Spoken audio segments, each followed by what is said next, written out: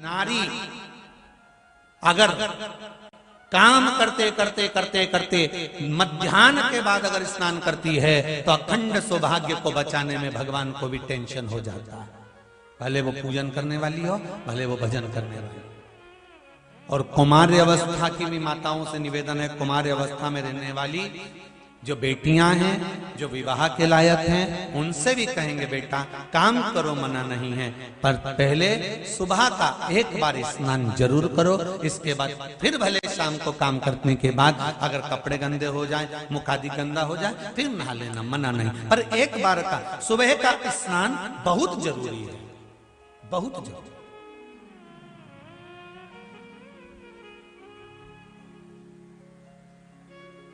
जो बेटियां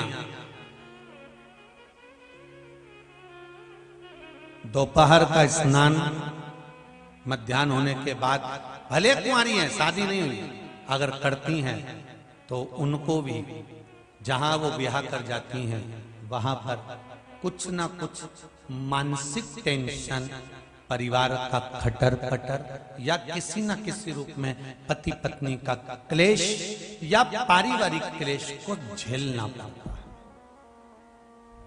और जितनी बेटियां हैं कथा को सुनना और ध्यान लगाकर देखना कि तुमने कुंवारी अवस्था में कहीं दोपहर के बाद स्नान तो नहीं करा और ससुराल में टेंशन चल रहा है, तो उसका कारण तुम समझना कि तुम अच्छी हो, तुम्हारे परिवार वालों ने लड़का भी अच्छा देखा, फोन पे बात भी अच्छी करी, उसने 8 घंटा करी बापड़ा ने, 4-6 बार तो मिलने आ गया, वो घुमा के भी लाया, गुपचुप भी खिलाया, पानी पता सा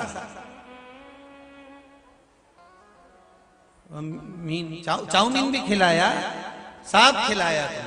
फिर ऐसा क्या हो गया शादी के बाद कि 1-1.5 साल तो अच्छे रहे, उसके बाद तो क्लेश क्लेश क्लेश। पहले तो सास भी फोन करती थी, ससुरा भी बोलता था, सब प्रेम से बोलते, देवरानी जेठानी सब इतने अच्छे से बोलते थे। अब क्या हुआ? उसका कारण बेटियां एकांत में बैठकर सोचना कि कहीं तुमने कुंवारी अवस्था में या अपने ससुराल में कहीं पर भी मध्याह्न के बाद तो स्नान नहीं करा, उसको निकाल कर देखना, फिर सोचना हो।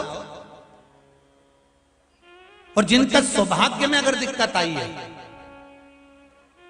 कहीं सौभाग्यता में अगर दिक्कत आई, तो वो माताएं भी विचार करें एक बार बैठकर कि कहीं हमने फैला लिया दीपावली का, कहीं होली का, कहीं इसका, कहीं उसका, कहीं हमने पापड़ लेके बैठ गए, मैं तो जब ही नहाऊंगी जब पूरा हो जाएगा, 4 बजे तक नहीं मैं बैठी चरली, पर नहीं।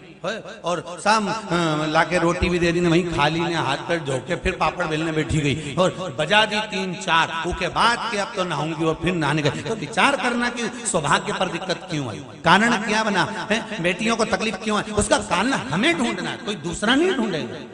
आप आए नहीं और सुबह हो गई, मेरी पूजा की थाली धरी की धरी रह गई। कारण क्या था कि तुम क्यों नहीं आए, क्या कारण था ऐसा जो तुम नहीं पहुंचे?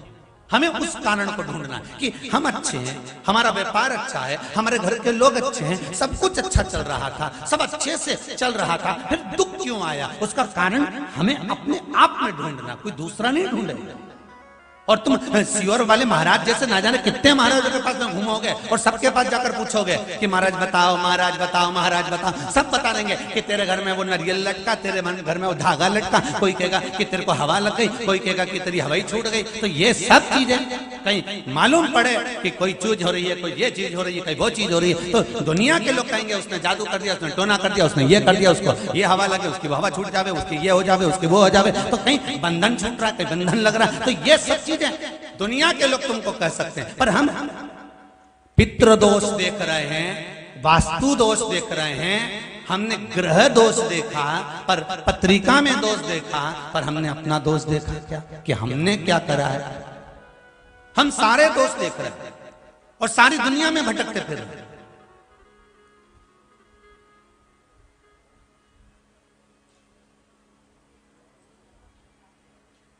और दुनिया में दोष देख रहे हैं, इसलिए ना जाने कितनों के पेड़ पल रहे हैं, ना जाने कितने लोग तुम्हें दिन रात मूर्ख बनाने के लिए बैठे हुए हैं। जब टीवी खोलोगे कहीं ना कहीं का मिल जाएगा, हमारे पास आओ, हम तुम्हारा ये देखेंगे, हम वो देखेंगे।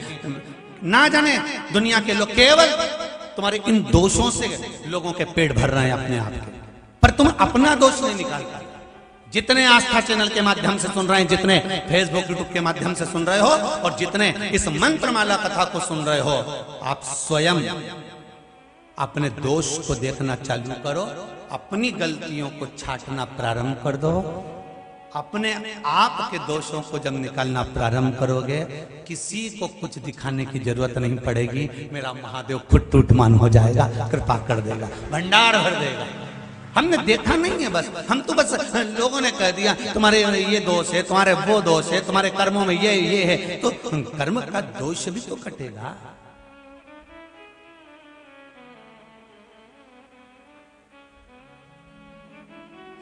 अंदाजा लगाना।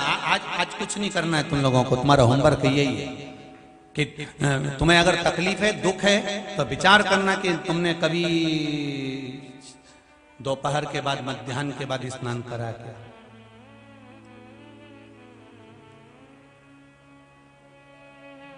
विचार करना।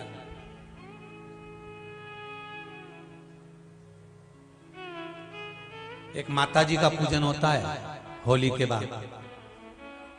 कौन सी माता जी हैं? शीतला माता। क्या लिखा है उसमें?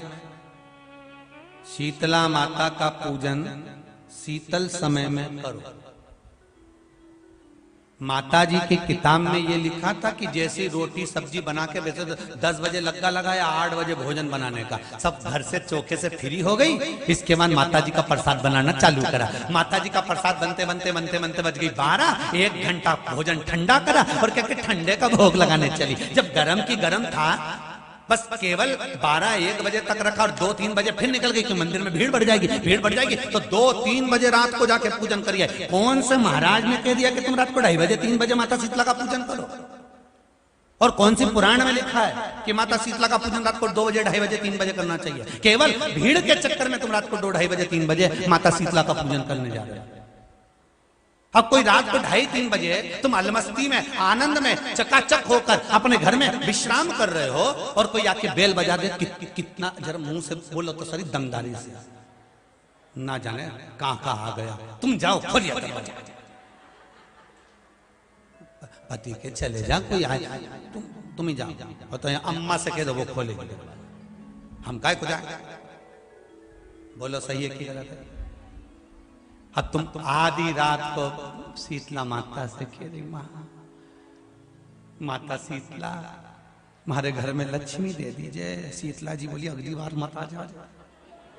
शीतला माता ही करी, अभी तो आ गई, आधी रात के आ गया। इस सोच सुधर जाओ, अपनी अपनी गलतियों को स्वीकार करना चालू कर दो। थोड़ा सीवर वाला महाराज बुरा जरूर है, पर प्रयास करूंगा कि भारत की भूमि पर जो गलत काम हो रहे हैं, हमारी पूजन पाठ में हम जो गलतियां कर रहे हैं, हमारे सेवा कर्म में हम जो गलतियां कर रहे हैं, उसको हम अगर सुधारेंगे तो आने वाली पीढ़ी सुधर कर चलेगी। नहीं तो लोग 12-12, 1-1 बजे जाकर पूजन करेंगे। हमें सुधारना है, कोई दूसरा नहीं सुधारेगा। लोग तो नियम बना लेंगे, हमारी सास भी इतनी बजे करती थी इसलिए हम तो इतनी बजे ही करते हैं। तो हमने पूछा सांस कहां गई? तो गई ऊपर। अच्छा,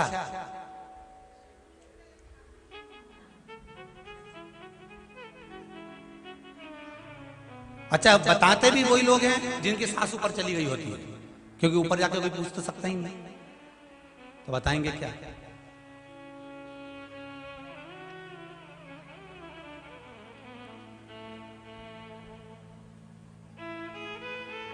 हमारी गलती को हम स्वीकार करें, और हम जो गलतियां कर रहे हैं उनको हमें सुधारना। क्या सुधारना है हमको? हमारी गलती। आप आए नहीं और सुबह हो गई, मेरी पूजा की थाली धरी की धरी रह गई। हम गलतियां कर रहे हैं साहब। आधी रात को जाकर माता शीतला की पूजन कर रहे हैं। माता शीतला कहती है ब्रह्म मुहूर्त में पूछो मुझे, मैं स्वीकार करूंगी, आपको फल दूंगी। पर भीड़ बढ़ जाती है, लाइन लग जाती है। इतनी भीड़ में हम कैसे जाएं, हम कैसे पूजन करें? इस चक्कर में माताएं भोजन बना के रखकर तैयार होने चली जाती है। जब तक भोजन ठंडा हो जाता है, ठंडा भी कितनी देर का, 2 घंटा 3 घंटे का ठंडा। पर यहां तो बासी भोजन का वर्णन लिखा, बासोरा।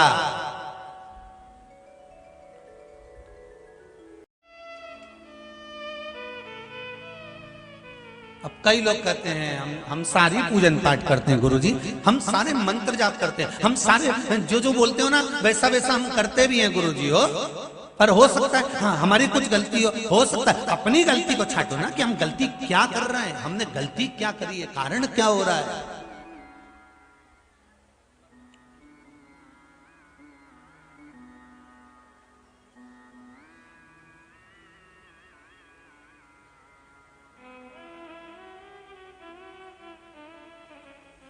एक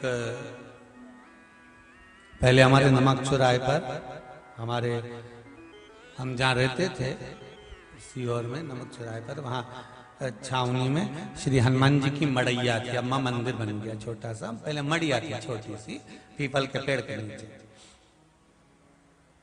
कभी सीहोर आप घूमने जाएं तो हम आपके साथ चलेंगे, हम दिखा देंगे वो भी। तो वहाँ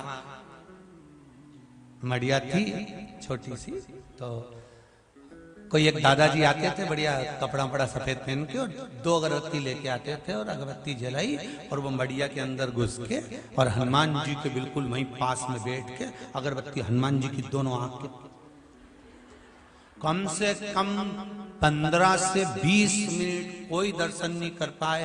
वो आंख के पास ने, नाक के पास ने, मुंडा के पास हनुमान जी के वो अगरबत्ती घुमाए। अब पहले तो छोटे से थे तो ध्यान तो था नहीं, तो मन में सोचते थे, परंतु कि क्या पता हनुमान जी भी क्या सोचते होंगे। जब ये आते होंगे तो हनुमान भी सोचते होंगे आग लगा के जाएगा, हनुमान जी भी पीछे खसक जाते होंगे। विचार वहीं अगरबत्ती लेने दो, आंख के पास में घुमाए।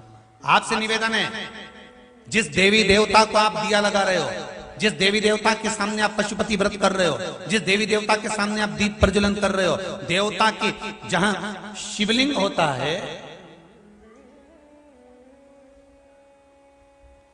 ये शिवलिंग, ये जलाधारी, ये शिवलिंग रखा है। कई माताओं की आदत होती है, कई भाइयों की आदत होती है कि जहां स्पीकर बंद हो गया सर, जहां शिवलिंग होता है, रिटर्न बंद है, जहां शिवलिंग होता है तो वहां जहां शिवलिंग रखा हुआ है कटी में, जहां शिवलिंग रखा हुआ है कटी के अंदर, जहां शिवलिंग का भाग उस जलाधारी पर रखा हुआ है, तो वो जलाधारी पर जहां रखा है ये मां जगत जननी जगदम्बा है, माता पार्वती जी का हस्त कमल है।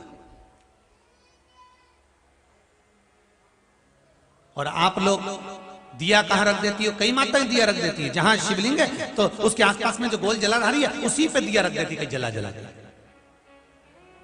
नहीं भाई, बहुत ध्यान रखिए महाराज, बहुत ध्यान रखो जरा, बहुत ध्यान रखिए आप उस चीज का कि ये जो दिया आपने रखा है, जो ये दिया आप रख रही हैं, इस दिए को उस जलाधारी से आपको थोड़ा दूर रखना, भगवान के करीब नहीं, भगवान को लगना नहीं चाहिए। श्रीफल नरियल आप शिवलिंग की इस जलाधारी पर नरियल नहीं रखना है आपको। जो विराम उद्यापन करते हो आप लोग पशुपति व्रत का, जो नरियल है, भेंट है, वो शिव जी को छुआकर नीचे ना, इस जलाधारी पर नहीं रखना है, शिवलिंग पर नहीं रखना है, उसको छुआकर जलाधारी से दूर रखिए। आपने अगर जलाधारी पर रखा है तो उसका फल आपको नहीं मिल सकता।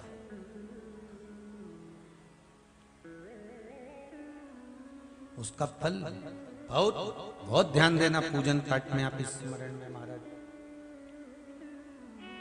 पूजन पाठ और स्मरण में अगर आप ध्यान देंगे तो आपको पूजन का फल पूर्ण मिलेगा। पूजन का फल जब मिलता है जब आपके पूजन का क्रम श्रेष्ठ हो।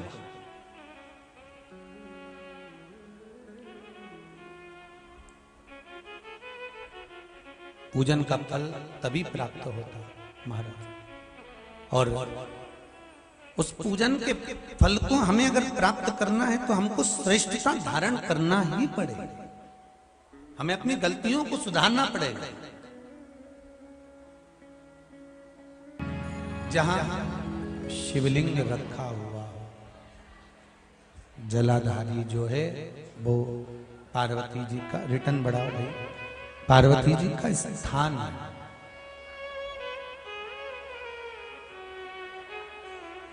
और उस जलाधारी पर कोई वस्तु, शक्कर ले जाओ या मीठा ले जाओ या आप कोई सामग्री लेकर जा रहे हो तो वो जलाधारी पर नहीं रखना। कहां रखना है आपको? उससे दूर। दिया कहां लगाना है? जलाधारी से भी दूर। फूल चढ़ाओ, पत्ती चढ़ाओ, अक्षत चढ़ाओ, मूंग चढ़ाओ, तुम्हारी मर्जी पड़े। जो सामग्री आप भगवान की सेवा की, चंदन, अबीर, गुलाल जो लेकर गए हो वो शिवलिंग पर, जलाधारी पर सब लगाओ, सब चढ़ाओ। इत्र भी चढ़ाओ।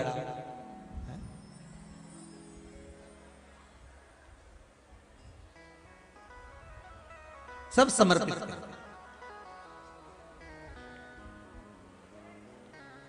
पर उस जलाधारी से थोड़ी दूरी बनाकर, उससे थोड़ा दूरी बना लें, उसके बाद आप रखें महाराज। थोड़ी सी दूरी बनाकर अगर रखेंगे तो भगवान उसको स्वीकार करेगा। जैसे रुद्राक्ष की माला पहन लेने वाला व्यक्ति, गले में अगर एक रुद्राक्ष पड़ा हुआ है या तुलसी की माला पड़ी हुई है, पद्म पुराण के पाताल खंड में अध्याय नंबर 7, अध्याय नंबर 9, कौन सा पुराण है? पद्म पुराण। कौन सा खंड है? पाताल खंड। पद्म पुराण के पाताल खंड में अध्याय नंबर 7 और 9 में तुलसी और रुद्राक्ष का वर्णन आता है।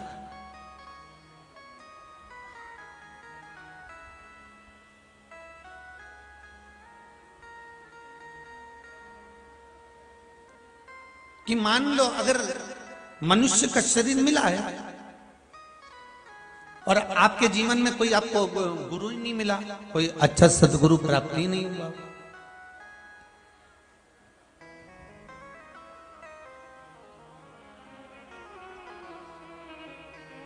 और आपने अगर गुरु मंत्र भी नहीं लिया हो, गुरु मंत्र भी अगर धारण नहीं किया हो,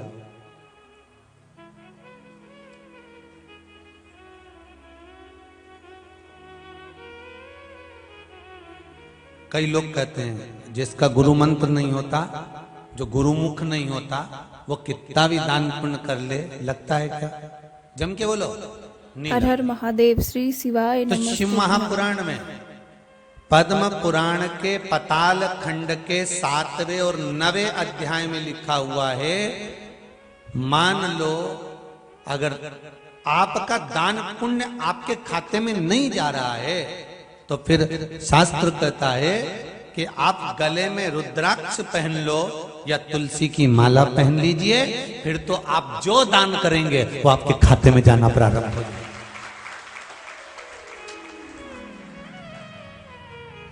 गले में या तो रुद्राक्ष का एक मनका या माला, कुछ भी अगर आपके गले में पड़ी, रुद्राक्ष की एक मनका या एक माला भी आपके गले में पड़ी हुई है, या तुलसी की माला का एक मनका या तुलसी की माला भी आपके गले में पड़ी है, तो उसका फल आपको मिलना प्रारंभ हो जाएगा। उसका फल आपको मिलना प्रारंभ हो जाएगा महाराज।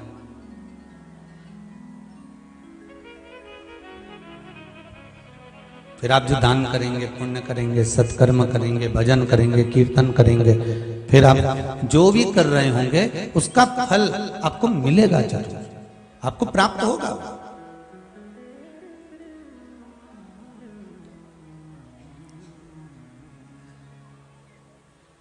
अच्छा, कई लोग कहते हैं गुरुजी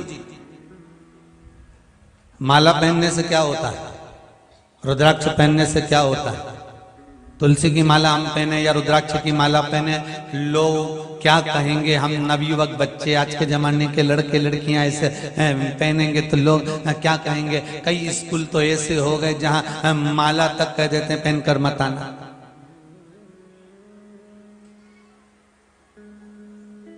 तब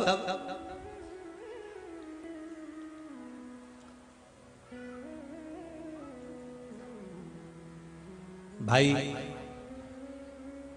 कोई सौभाग्यवती नारी जो होती है ना, मांग में सिंदूर भरती है, बिंदी लगाती है, कई कई नई फैशन की है तो सिंदूर भी नहीं भरती है, कहीं कहीं की नई फैशन की है तो बिंदी भी बड़ी सारी नहीं लगाती, वो तो इतनी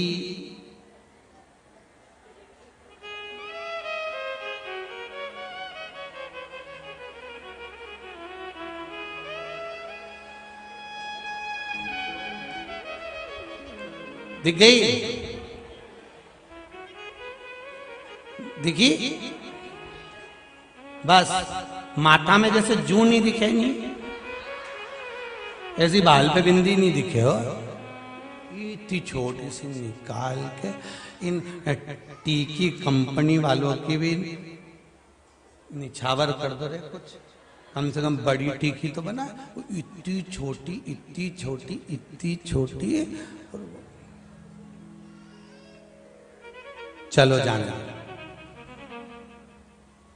मांग से नहीं मालूम पड़ा, टीकी से नहीं मालूम पड़ा, बिछुड़ी से नहीं मालूम पड़ा, चुड़ला से नहीं मालूम पड़ा, पर मालूम कैसे पड़ा कि शादी हो गई तो कि गला में मंगलसूत्र पड़ा हुआ था, उससे पहचान आ गई कि काली बहुत पड़ी हुई है, गले में एक सूत्र पड़ा हुआ है, उससे पहचान आ गई कि ये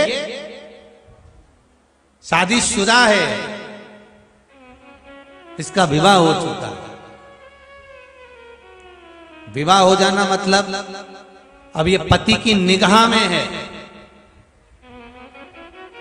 ये भले किसी भी मॉल में जाके सामान खरीदेगी, कोई ना कोई सूचना दे ही देगा, तो भाभी जी वहां पर सामान खरीद रही थी, तो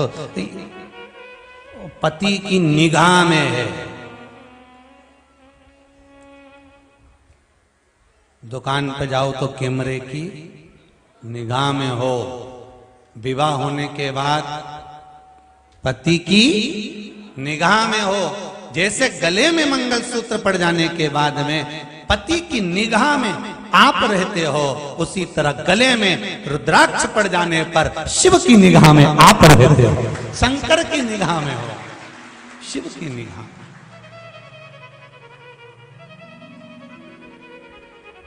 हमारे दो ही रिश्ते,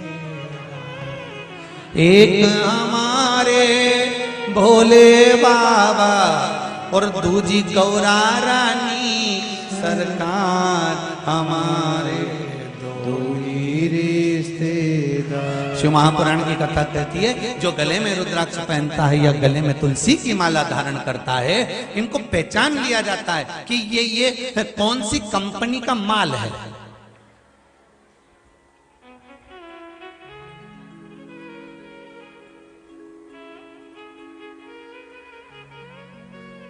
सिर का तिलक मरते समय हो सकता है ज्यादा तेज, वो ऐसा सुना है जिसको अटैक आता है तो उसको पसीना बहुत तेज आ जाता है, तो हो सकता है वो पसीने में भीग गया और ऊपर से यमराज बंदी बनाने आ गए और उन्होंने कहा उठाओ इसको, तो के ये तो भक्त है, कहां से दिख रहा है कि तिलक मिलक तो लगा ही, उनकी पोज दिया बेचारा किसी ने, तो फिर कहा उठाओ इसको, नी नी ये भगत है, तो के इसके गले में देखो कौन सी माला पड़ी है, फिर देखा कि इसमें रुद्राक्ष पड़ा है कि तुलसी की माला पड़ी है। गले में माला तुलसी की हो, रुद्राक्ष की हो, जैसे बल्ब, आजकल का जमाना का जो बल्ब आए ना सीए फील का, ऐसा सफेद वाला लट्टू, नहीं लट्टू तो पहले कहते थे पीला वाला, हाँ वही तो जीजी में भूल गया था, एलईडी बल्ब, तो वो बल्ब जो है एलईडी का, तो वो बल्ब पे जिस दुकान से खरीद के लाने, वो स्केच पेन से वो मार्कर से लिख दे इतनी तारीख को इतनी तारीख तक, और वो बोल भी दे जब ये गड़बड़ हो जाए नहीं इसके पहले तो लिया ना। तो 100 साल का बल्ब तो अपन सब है, पैदा हुए उस दिन से सोच के बैठे 100 साल की उम्र होगी, 100 साल की उम्र होगी, पर बल्ब कभी भी गड़बड़ हो जाए नहीं, समझ गए। 70, 75, 65, 55 और कभी कभी तो एकदम डीपी फॉल्ट हो जाने, सारा बल्ब एक साथ उड़ जाए जैसे कोरोना में उड़ गया, ये भी नहीं कह सकता, कभी कभी तो फाल्ट हो ही जाए, लाइट है।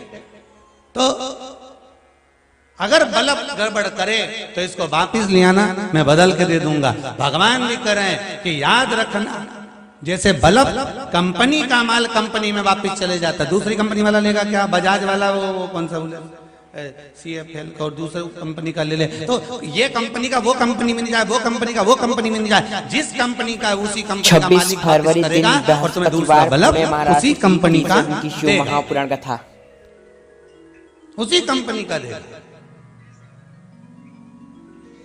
अब जरा विचार करिए, जब कंपनी का बल्ब कंपनी में जाकर बदला जा रहा है, तो आपके गले में अगर रुद्राक्ष की माला है, तुलसी की माला है, अंतिम समय में प्राण छूट रहा है, कोई पास में हो ना हो, राम नाम निकला, कृष्ण नाम निकला, शिव नाम निकला ना निकला, तुमने प्रसाद खाया ना खाया, तुलसी का दल खाया ना खाया, अब किसको मालूम कि मरने वाला कि तुलसी का दल तोड़ के खा जाएगा?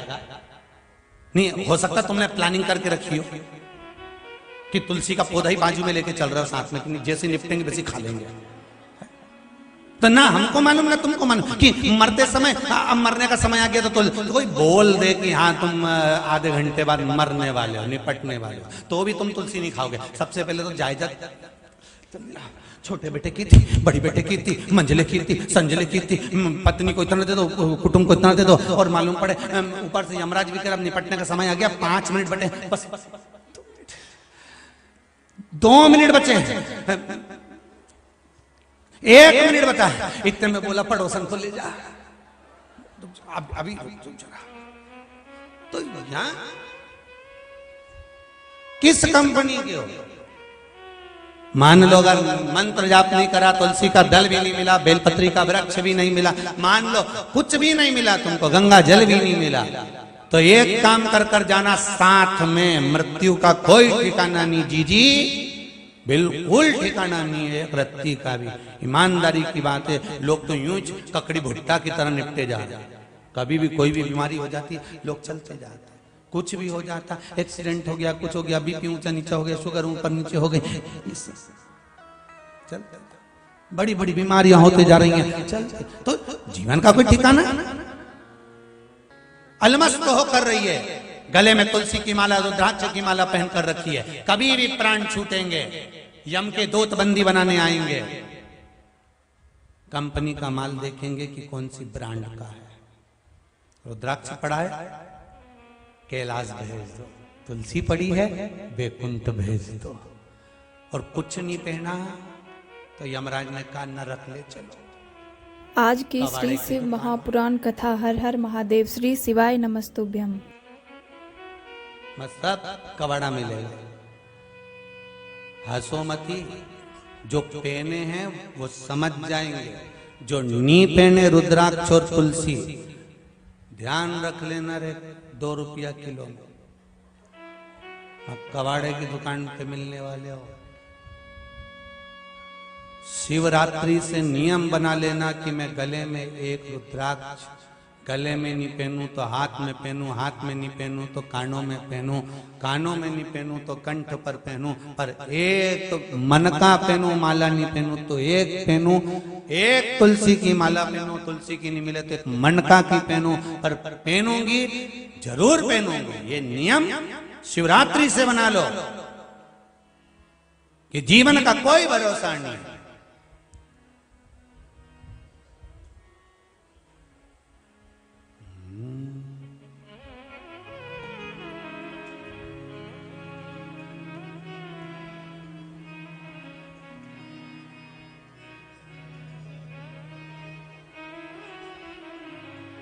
रे मन मुसाफिर निकलना पड़ेगा, काया कुटीर खाली करना पड़ेगा, अरे भाड़े के क्वार्टर को तू क्या संभाले, जिस दिन तुझे घर का मालिक निकाले, काया कुटीर खाली करना पड़ेगा, अरे मन मुसाफिर निकलना पड़ेगा, आएगा नोटिस जमानत न होगी, पल्ले में तेरी कुछ अमानत अमानत न होगी, उसका किराया भी देना पड़ेगा। काया कुटी खाली करना पड़ेगा। रे मन मुसाफिर निकलना पड़ेगा काया कुटिल खाली करना पड़ेगा। अरे किराए के मकान में रह रहे हो और इतने अभिमान में जी रहे हो, कितना अहंकार। अरे राम, जरा जरा सी बात में कह दे मेरा घर, मेरी बहू, मेरा बेटा, मेरी जमीन, मेरा प्लाट, मेरी जायदाद, मेरी काया, कितना अभिमान।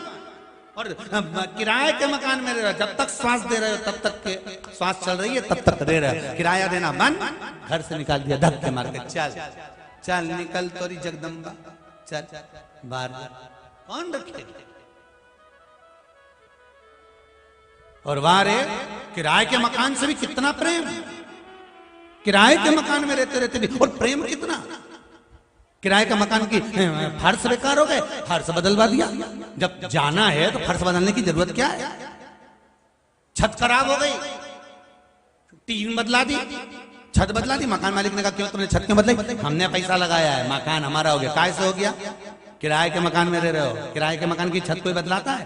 अरे बोलो तो जम के, और बदला दी तुमने तो। अब रहते रहते 80 साल हो गए, छत बदला दी, खिड़की दरवाजे बेकार हो गए, खिड़की दरवाजे बदला दिए, और एक दिन आ गया मकान का मालिक को निकाल के बाहर कर दिया। ये उसी में का तो हाल है। फर्श खराब हुआ, पैर खराब हो गए, एक क्रीम लगा लगा के पैर से ही कर लिया फर्श। छत खराब हो गई, महाराज की तो कहीं कब की हुई। थोड़े बहुत आते नहीं है, ताऊ जी निपट जाते। अब राम जी करे इसका।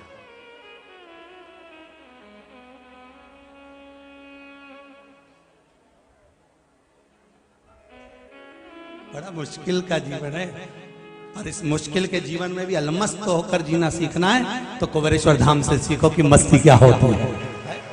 बड़ा मुश्किल का जीवन है, अलमस्त होकर जियो।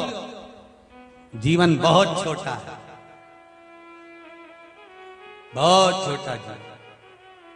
महाराज अब छत खराब हुई, छत बदलवा ली, खिड़की गड़बड़ हो गई तो क्या कि इनका कांच बदल दो, कांच बदलवा ली। चौखट खराब हो गई, सागौन की दी थी, साजड़ की लगवा ली। पूरी चौखट, किसी किसी की तो चौखट दरवाजा ऐसा हो गया निकली भारी आई जाए।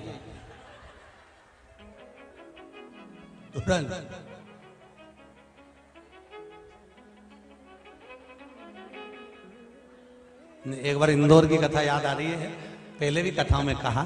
इंदौर में पहले कथा करने जाए तो एक जगह कथा करके आए, कथा करके आए तो वो अम्मा पर्स में से सामान, पर्स था वो भूल गई। अब उसमें भूली की कहीं रख के चली गई, व्यासपीठ पर भगवान जाने। सब सामान धर दिया, अब सब सामान रखा, यहाँ से सामान भर के सीओर आया इंदौर से। जैसे इंदौर से सीओर आया, अब बच्चों को तो सामान खोलने की थी बहुत, तो ये राघव माधव सामान खोले। जो सामान खोले तो वो में एक डब्बी, और डब्बी में 32। अब राघव चिल्लाते चिल्लाते आए और राघव जी कहे पापा, पिताजी। हमने कहा क्या हुआ? अब की और पहली बार कोई चीज नहीं आई है। कहा जो देखी तो हमने समिति को फोन लगाया कि आपके कार्यकर्ताओं में से किसी की जो है चौखट यहाँ आ गई है। तो उन्होंने कहा गुरुजी समझ में नहीं आया। हमने कहा 32 की 32 यहीं आ गए। तो क्या कार्यकर्ता तो सब यहीं? हमने कहा 32 दांत। अच्छा, तो वहां कैसे पहुंच गए? हमने कहा पता नहीं, कोई बहन ने चढ़ा दिए होंगे कि महाराज के बुढ़ापे में काम आए। तो लोग आगे की देख के चलते, अभी का आगे की देख के चलते। शंभो शरणे मांगू घड़ी रे घड़ी दुख काटो दया करी न दर्शन आपो। अब अरे जीवन है मनुष्य का, कुछ भी किराए के मकान में रह रहे हो। अरे सारा किराए का मकान तुमने बदल लिया, सब कुछ हो गया, पर मकान मालिक एक दिन आ गया, चलो बाहर निकलो। यमदूत आ गए, चलो आत्मा को निकालने के लिए। रो रहा है, भड़क रहा है, कप रहा है, नैनों से नीर बहा रहा है, अब कैसे जाऊं मैं छोड़कर। अरे मन मुसाफिर निकलना पड़ेगा काया कुटिर खाली करना पड़ेगा। अरे भाड़े के क्वार्टर को तू क्या संभाले, जिस दिन तुझे तुझे घर का मालिक निकाले। क्वार्टर का किराया भी भरना पड़ेगा, काया कुटी खाली करना पड़ेगा। कितनी आज आसक्ति 26 हो गई। फरवरी की शिव महापुराण कथा रहना सुनिएगा कुछ पुणे दिन के है भक्त। और आसक्ति बहुत है महाराज। गले में रुद्राक्ष की माला पहनो, गले में तुलसी की माला पहनो। अंतिम समय में कोई तुलसी दल दे ना दे, अंतिम समय में कोई गंगा जल दे ना दे, गले में अगर एक रुद्राक्ष पड़ा है, गले में अगर एक तुलसी की माला पड़ी है, तो तुम्हारी अंतिम अवस्था तक सुधार देगा। तुमने कोई दान करा तुम्हारे खाते में, तुमने कोई पुण्य करा तुम्हारे खाते में, तुमने कोई सत्कर्म करा तुम्हारे खाते में जाएगा। और अनायास अगर तुमने कुछ वस्तु पाई, भोजन करा, तो भगवान को भोग लगाए बिना अगर खा गए, तो अगर वो आहार, वो भोजन का एक निवाला जब गले में जाएगा, तुलसी की माला या रुद्राक्ष की माला से टच होकर आहार नली से नीचे जाएगा, तो वो भगवान का प्रसाद हो जाएगा। फिर तुमने जो पाया वो भगवान के प्रसाद के अनुकूल हो गया। बना लो नियम, शिवरात्रि से बना लो।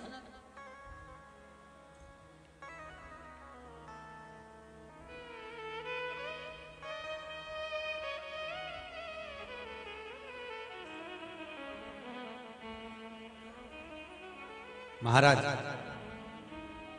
शिव महापुराण की कथा कर रहे हैं, मेरे ओगरदानी मेरे शिव की कथा कर रही है कि विश्वास रखकर गलती ना करें। हमारे जीवन में हम गलतियां बहुत कर रहे हैं। हम मध्याह्न के बाद में स्नान अगर कर रहे हैं तो वो दुख है, तकलीफ, कष्ट है। प्रातः के समय पर 1000 घर में काम पड़े रहे, पहले सबसे पहले आप 1000 काम पड़े हैं, पहले स्नान करो, भले फिर काम में लग जाओ, दूसरी बार फिर नहा लेना, पर पहला स्नान हो जाना चाहिए। महाराज हमारे यहाँ पर कहते हैं, घर से जो भूखा जाता है पूरा दिन भूखा रहना पड़ता है, इसलिए घर से जोरदार निपटा के जाओ। भले थोड़ा बहुत खाकर जाओ, पर घर से खाकर जाओ। अगर खाकर जाओगे, भोजन करके जाओगे, तो जिस जिसके यहाँ जाओगे वहां वहां पर खाने को जरूर मिलेगा। और भूखे चले गए ना, भले तुम्हारे मामा जी ने, काका जी ने, बुआ जी ने, मौसा जी ने, मौसी जी ने, चाचा जी ने, चाची जी, किसी के यहाँ भी चले जाओ, खाने तक को नहीं मिलेगा। ये नियम है। अब जाओ, थोड़ा बहुत कुछ खा के जाओ, आराम से पाकर जाइए, भूखे नहीं जाना। उसी तरह जैसे घर से भूखे चले गए तो कहीं भोजन नहीं मिलता, उसी तरह बिना रुद्राक्ष और बिना तुलसी के माला के अगर चले गए तो वहां वैकुंठ नहीं मिलता, वहां कोई फल नहीं प्राप्त हो। गले में धारण। पद्म पुराण का पाताल खंड अध्याय नंबर 7 और अध्याय नंबर 9 ये वर्णन कर रहा है कि हमें धारण करना।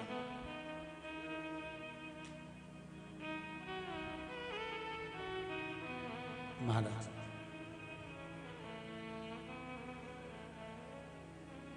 भगवान के पास में माया भी है, भगवान के पास में भक्ति भी है। माया आपको नचाएगी, भक्ति मेरे शंकर को नचाएगी। माता पार्वती जी ने भगवान शिव की भक्ति को धारण कराया। कितना बल है, कितना बल भक्ति में। पार्वती मैया ने शिवलिंग का निर्माण करा, पूजन करा, अर्चना करी। एक जगह पर बैठकर गुफा के अंदर माता पार्वती अपनी सहेलियों के साथ बैठकर शंकर जी की आराधना कर रही हैं और शिव की आराधना में लगी हुई हैं। उस भक्ति का बल कितना प्रबल होगा कि पार्वती मैया बैठकर भजन कर रही हैं और शंकर भगवान का आसन डोल रहा है, शिव जी का आसन डोल रहा है। जब तुम शंकर भगवान पर एक लोटा पानी चढ़ाते हो, जब तुम शिव जी पर धतूरा चढ़ाते हो, जब तुम शिव जी पर पुष्प चढ़ाते हो, बेलपत्र चढ़ाते हो, सच्ची श्रद्धा विश्वास भक्ति से चढ़ाते हो, तो देवताओं का आसन भी डोलता है। देवलोक का आसन डोलता है। कोई नया काम का चालू कर रहे हो आप, कोई व्यापार के लिए जा रहे हो, नौकरी नहीं लग रही हो, सर्विस नहीं लग रही हो आपकी, आपने बहुत एग्जाम दे ली, बहुत परीक्षा के लिए आपने तैयारी कर ली है, बहुत प्रयास कर लिया, बहुत प्रयास, अथक प्रयास आपने कर लिया। भगवान प्रदोष का अगर दिन हो और प्रदोष काल का समय हो और एग्जाम प्रदोष के बाद हो, या आपको तारीख मालूम पड़ जाए और उसके पहले अगर 15 दिन 20 दिन पहले भी प्रदोष पड़ रही हो, तो समभागी बना। समभागी मतलब ये जो चिकना वाला पत्ता होता है ना बेलपत्री का, सीधा वाला भाग, और इस पत्ती का भी सीधा वाला भाग, ये दोनों जो बेलपत्री के चिकने भाग होते हैं महाराज, ये बेलपत्री का जो चिकना भाग है और ये चिकना भाग है, इन दोनों में लाल चंदन लगाकर बेलपत्री के भाग को जोड़ना महाराज।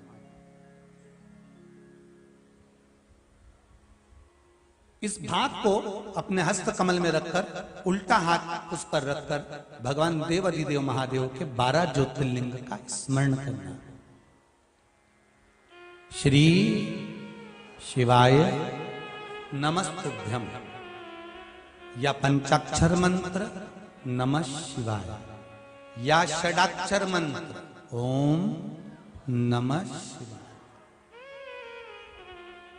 पंचाक्षर मंत्र हो, षडाक्षर मंत्र हो, श्री शिवाय नमस्तुभ्यम शिव महापुराण का मूल मंत्र हो, स्मरण कर कर उस मंत्र का अपनी कामना कहकर अशोक सुंदरी वाली जगह पर उसको छुआकर भगवान शंकर पर उसका स्पर्श कराकर उसको लाकर नंदी का एक चरण ऊंचा भाग जहां चरण का हो, नंदी जब शिव जी के सामने होता तो उसका एक पांव ऊंचा होता है, नंदी का जो पांव ऊंचा हो उस मंदिर में, जो भी चाहे आगे पांव हो पीछे का पांव, जो पांव उस मंदिर में हो ऊंचा, उस चरण के पास अपनी कामना कर कर रख दीजिए और थोड़ा सा मूंग, हरा मूंग थोड़ा सा, श्री गणेश जी महाराज का नाम लेकर किसी भी गौशाला में या नंदी गण जहां हो, आपके मोहल्ले में नंदी हो जो घूमता हो रोड पर, कोई बेल हो, तो उसको वो मूंग खिला दीजिए और उसके बाद थोड़ा सा मूंग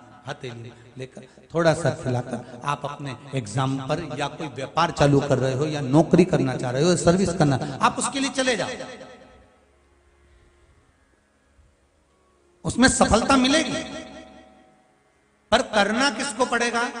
जो व्यापार करने जा रहा है, जो नौकरी करने जा रहा है, जो सर्विस करने जा रहा है, जो अप्लाई करने जा रहा है, जो अप्लाई के लिए आगे बढ़ने जा रहा है, कोई कंपटीशन एग्जाम में बैठने जा रहा है, करना उसको।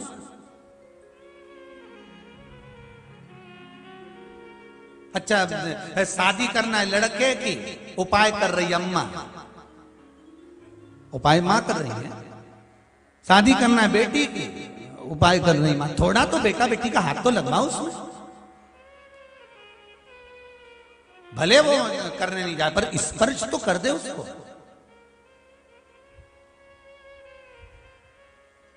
फिर कल वाली बात आ गई महाराज, तुम समोसा खाओगे तो तुम्हारे पेट में जाएगा, वो खाएगा उसके पेट में जाएगा।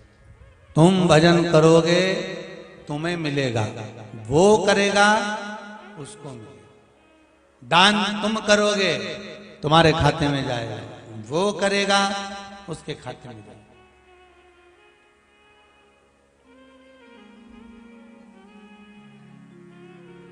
मरने के बाद घर के बच्चे दान देते हैं, मरने के बाद तो पिता के लिए दिया गया, पत्नी के लिए दिया गया, पति के लिए दिया गया, अपने दादा परदादा के लिए दिया गया, कुटुंब कबीले के लिए दिया गया। वो दान जो तुम दे रहे हो उसके खाते में कितना गया?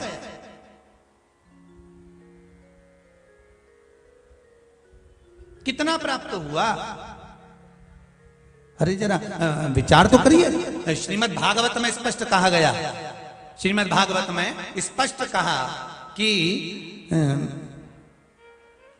वो धुंधकारी। पुणे के भक्त बृहस्पतिवार की शिव महापुराण कथा सुनेंगे। धुंधकारी के लिए तर्पण करा गया, तिलांजलि दी गई, गया जी का श्राद्ध करा गया, ब्रह्म कपाली करी गई, ब्राह्मण भोज कराए गए, भंडारा कराया गया। गोकर्ण ने अपने भाई के लिए कितना कितना प्रयास किया।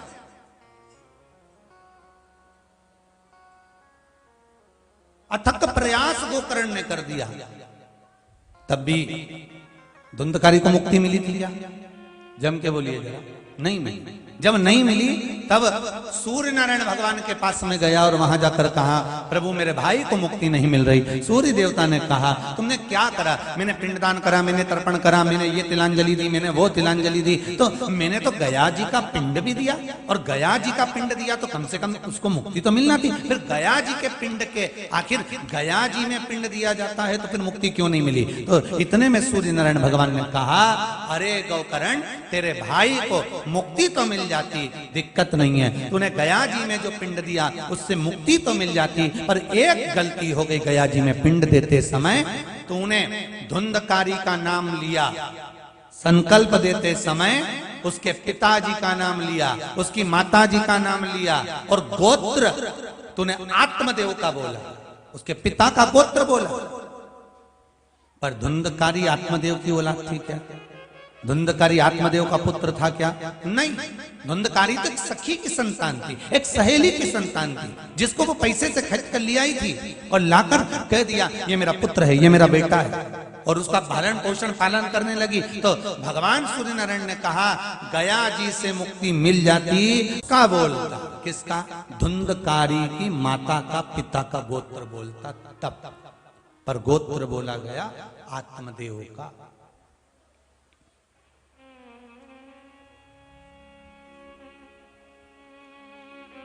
फिर भागवत सुनाई। श्रीमद् भागवत में वर्णन आता है, एक जरा सी त्रुटि थी, जरा सी त्रुटि, और वो त्रुटि, थोड़ी सी त्रुटि से वंचित हो गया वैकुंठ, वंचित हो गया भगवत भजन से। थोड़ी सी त्रुटि आई और वो दूर हट गया। नहीं तो कितना तर्पण, तिलांजलि, सब कुछ करा। तो आप जो मर गया, जो चले गया, उसके लिए जो दे रहे हो, कितना मिला उसको?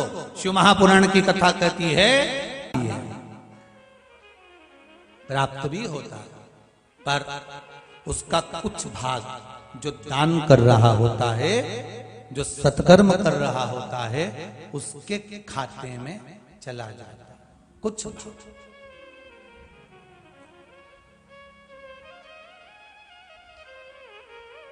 उसके खाते में गया जरूर है, पर जिसने दान किया उसके खाते में गया। तो वो जो जीवात्मा गई है, जो चले गया, जो मर गया, उसके खाते में क्या था? शिव महापुराण की कथा गरुड़ पुराण कहती है, शिव पुराण कहती है, पद्म पुराण, अग्नि पुराण, नर्मदा पुराण, श्रीमद् भागवत, सारी कथाओं में नरकों का कथन आता है। उसमें वर्णन आता है कि जीते जी अगर तुमने किसी को दान दिया है, जीते जी भोजन कराया है, जीते जी किसी को एक गिलास पानी पिलाया है, जीते जी कोई सत्कर्म करा है, तो वो तुम्हारा दान, पुण्य, धर्म तुम्हारा अटल है, फिर वो नष्ट नहीं हो सकता। तुम्हारे द्वारा जो किया गया, फिर भले मरकर चले गए, वो अपनी किताब। मत बुरे कर्म कर वरना पछताएगा। भगवान की आंखों से तू बच नहीं पाएगा, तू बच नहीं पाएगा। अरे ओ अज्ञानी मत करना दानी, तेरे कर्म का फल भी पुणे के तू ही भक्तों की पाएगा। जय हो। जैसा किया तूने तेरे आगे आएगा।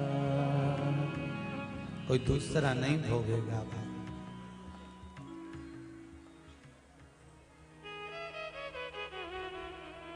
खूब कमाओ, दिल से कमाओ, आपके शरीर की जितनी कैपेसिटी लगती है उससे ज्यादा कम, पर अपने ऊपर खर्च भी करो, थोड़ा दान धर्म पुण्य भी करो। क्यों? ऊपर जब खाता खुलेगा तुम रोगे, चिल्लाओगे, मैंने अपनी पत्नी के लिए, मैंने अपने बच्चों के लिए कमाया था, मुझे अकेले को नरक क्यों भेजा? भगवान भी कहेगा दुकान पे बैठ के झूठ तूने बोला, कपट तूने करा, बेईमानी तूने करी, प्रपंच तूने करा। तेरी पत्नी ने कभी किया था तुझसे कि तू झूठ बोल? इतने बैठे हो और जितने टीवी पर सुन रहे हो, कभी किसी पत्नी ने अपने पति से कहा कि तुम चोरी कर कर लाओ, बेईमानी कर कर लाओ, छल कर कर लाओ, किसी का गला दबा कर लाओ? कभी पत्नी बोली कुछ? बच्चों ने कहा पापा जाओ चोरी कर कर लाओ, जाओ कपट कर कर लाओ, बेईमानी कर कर लाओ, छल कर कर लाओ। चोरी तूने करी, बेईमानी तूने करी, कपट तूने करा, प्रपंच तूने करा, झूठ तूने बोला, एक का दो तूने करा, तो भोग भी तू, न पत्नी भोगेगी न बच्चे भोगेंगे। तुम तो चकाचक खजूर की चोटी बनाए दे रहे हो। भोगे वो। इसलिए निवेदन है धर्म पत्नियों से कि पति कैसे भी कमाई करके लाए, वो बेईमानी की लाए, छल की लाए, कपट की लाए, प्रपंच की लाए, झूठ बोल कर लाए, चाहे कैसे भी कमा कर लाएगा, लाएगा तुम्हारे पास में, लेकर आएगा तुम्हारे घर में। जब वो कमाई कर कर लाए, उसकी कमाई में से थोड़ा सा निकालना, कहीं शिव पुराण में, कहीं धर्म में, कहीं भागवत, कहीं संकीर्तन, कहीं सत्संग, कहीं यज्ञ, कहीं अनुष्ठान, कहीं भंडारा, कहीं भोजन जहां बन जाए, कहीं कुंवारी कन्याओं की शादियां, कोई विकलांग को किस चीज की जरूरत है उसको प्रदान कर देना, पर किसी की शिक्षा की जरूरत हो उसमें लगा देना, किसी को दवाई की जरूरत हो उसी में लगा देना, पर उसमें से कमाई में से थोड़ा थोड़ा निकालते रहना। क्यों? क्योंकि वो कमा रहा है, अकेला ना भोगे, उसकी भोगने में थोड़ी सी कमी धर्म पत्नी कर सकती है, दान पुण्य धर्म कर कर। पर पत्नियां निकालती तो हैं अलमारी में से, पर साथ डेंटिंग पेंटिंग में लगाया है, वो धर्म में नहीं लगा पाती, पेंटिंग पेंटिंग में लगा। धर्म में लगाने का अगर समय आ जाए ना तो 50 बार विचार करना पड़ता है। दो की नींद, दो 50।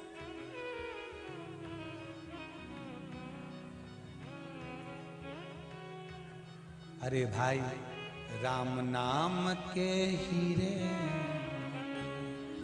मैं बिखराऊं गली गली, ले लो रे कोई राम का प्याला, शोर मचाऊं गली गली, शोर मचाऊं गली गली। जिस जिसने ये मोती लूटे वो तो माला आज दिन शनिवार की श्री शिव महापुराण धन कथा श्री शिवाय दौलत के नमस्तुभ्यम हर बने हर महादेव। पुजारी वो सारे कंगाल हुए। अरे चांदी सोने वालों सुन लो, चांदी सोने वालों सुन लो, एक दिन ऐसा आएगा सब यहीं धरा रह जाएगा। इसलिए भोले बाबा के दरबार में, भोले बाबा के दरबार में सबका खाता है। बोलो देववती देव महादेव की जय हो। शिव लहरी के दरबार में सबका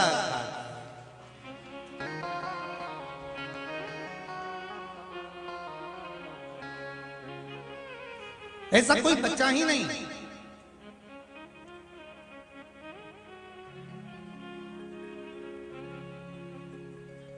दो प्रमाण पत्र सबसे ज्यादा काम के हैं, बहुत ध्यान देना। ये दो नहीं होंगे, एक प्रमाण पत्र नहीं होगा तो कहीं एडमिशन नहीं होगा, दूसरा प्रमाण पत्र नहीं होगा तो बैंक में पड़ा हुआ दंड नहीं मिलेगा। पहला जन्म प्रमाण पत्र। श्री शिवाय नमस्तुभ्यम हर हर महादेव। समझ में आ गई है? ये दो प्रमाण पत्र अगर नहीं होंगे तो किसी काम का नहीं। हॉस्पिटल में अगर बच्चे ने जन्म लिया है तो फिर उसका जन्म प्रमाण पत्र होना, जम के बोले जरा, जरूरी है। और मर गए तो सिद्ध करके मरो कि हम मर गए, उसका भी प्रमाण पत्र होना चाहिए। श्रीमान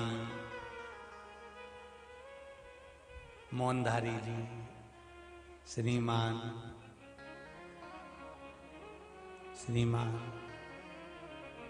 निपट गए।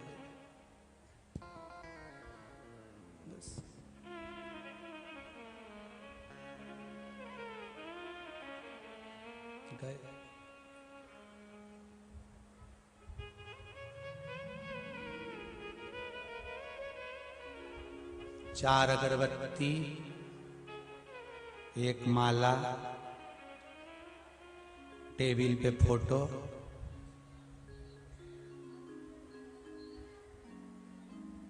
अगरबत्ती भी आलू में खुशी हुई, स्टैंड भी नहीं मिलता अगरबत्ती घर घर स्टैंड नहीं ला, धो लिया सामने वाली आंटी से आलू लिया कटवा के, आलू में चार अगरबत्ती। हाँ भूल गए तो केले में भी लगा देते हैं, सही किया।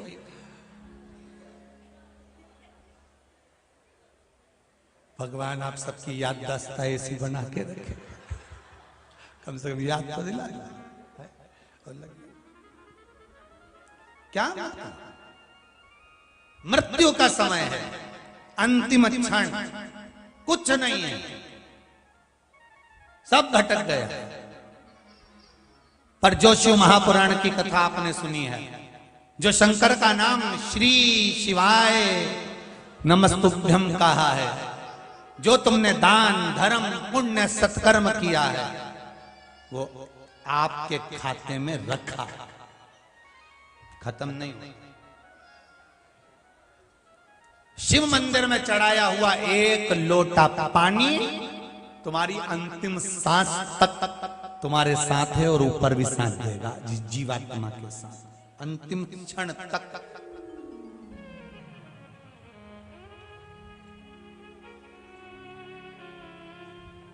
अंतिम क्षण कितनों को मिला है? बहुत ध्यान दीजिएगा जरा, कितनी सुंदर बात लिखी है लिंग पुराण में।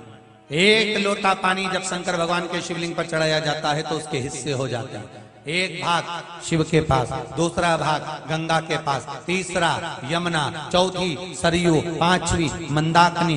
भारत की भूमि की जितनी नदियां हैं सारी नदियों में उसका भाग चले जाता है। शिव के शिवलिंग पर चढ़ाया हुआ एक लोटे का पानी का भाग 33 कोटि देवताओं के हिस्से में चले जाता है। शिवलिंग पर चढ़ाए हुए वृक्ष हैं पीपल, आम, बड़, तुलसी, बेलपत्री, गूलर आदि आदि जो देव वृक्ष हैं उनके खाते में चले जाता है। शंकर भगवान पर चढ़ाया हुआ एक लोटे का भाग आपके पितरों के खाते में चले जाता है। शंकर भगवान पर चढ़ाया हुआ एक लोटे का पानी आपके पूर्वजों के आहूतों जो गर्भ अवस्था में शांत हो गए, कुंवारी अवस्था में मर गए, वो प्रेत योनि में जो पड़े हुए हैं उनको प्राप्त हो जाता है। एक लोटा पानी जो तुमने शिव जी पे चढ़ाया उसका थोड़ा थोड़ा थोड़ा थोड़ा भाग आपके सात्विकता में, आपके बच्चों की इनकम में, आपके बच्चों की विद्या में, आपके जीवन के वैभव में, आपकी तरक्की में, उन्नति में उसका हिस्सा हो जाता है। मात्र एक लोटा पानी जो शिव जी पे तुमने चढ़ाया है वो कितनी जगह बांटा गया है, जरा विचार तो करो। मात्र एक लोटा पानी सब दूर बढ़ गया।